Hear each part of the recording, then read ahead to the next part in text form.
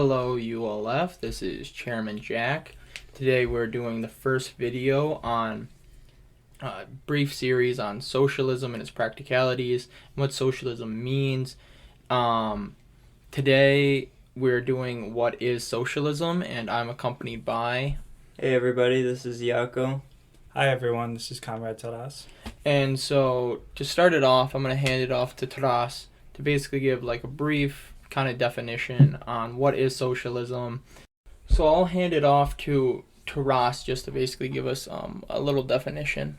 Yeah, absolutely. To offer it up in the simplest of terms, social ownership and worker control over the means of production in tandem with worker democracy defines socialism. Yeah, so basically, describe that in its simplest sense is basically like anything that makes products or the means of production, like the means of making products, when that is owned collectively by the people, and not, capitalists or things like that. Now that is socialism, and being organized, like not having, private property. And what does private property mean? It means, just real basically, and we'll probably do another video on this, private property means, private ownership of the means of production. It means factories, it means restaurants, it means anything that makes a product being held in private ownership, versus public ownership or collectivized ownership, which would be operated by the people. Yeah, and private ownership also implies that a capitalist is benefiting off of the wage labor of all of the workers that they're essentially buying the labor of through this system. So with private property and with private ownership, you also have a lot of class antagonisms that come with that, because you're, inherently alienating people through that process. Yeah, I would also basically just want to say like how fundamentally different actually being under socialism is compared to living under a capitalist society. Like viewing at these things in their practicals is what is like Cuba doing, for example, hailed as a great socialist country. So what is it doing, right? In its constitution, everyone is guaranteed a right to housing, a right to food, a right to water, a right to health care, a right to a job, a right to education, all of these basic things, a right to a dentist, that's a part of healthcare, but all these things, and how drastically different their lives are. And people talk about, but they don't make that much money. But what does money mean when you have all these basic things set up? Is all your money is going towards whatever luxuries you want. Right. I have some really good quotes, actually, to go along with that current.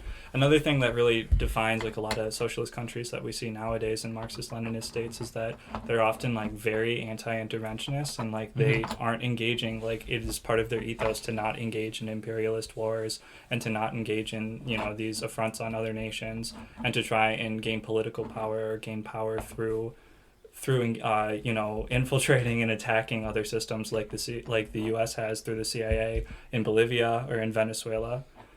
Two really good quotes from Socialism and War from Lenin in 1915. War cannot be abolished unless classes are abolished and socialism is created.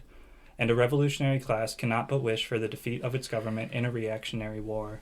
And I think that's two things that really need to be kept in mind when you're living in an imperialist nation versus a socialist nation, is that you have to contend with the fact that your government is, taking these stances around the world and is having a negative impact. But yet one cannot call themselves a socialist if they have no complaints about their imperialist government and would actively fight for it against, other powers. Like when they move against China or Russia or take stances against them as some big patriotic thing, that is antithetical to being a socialist, because you're supporting an imperialist war machine.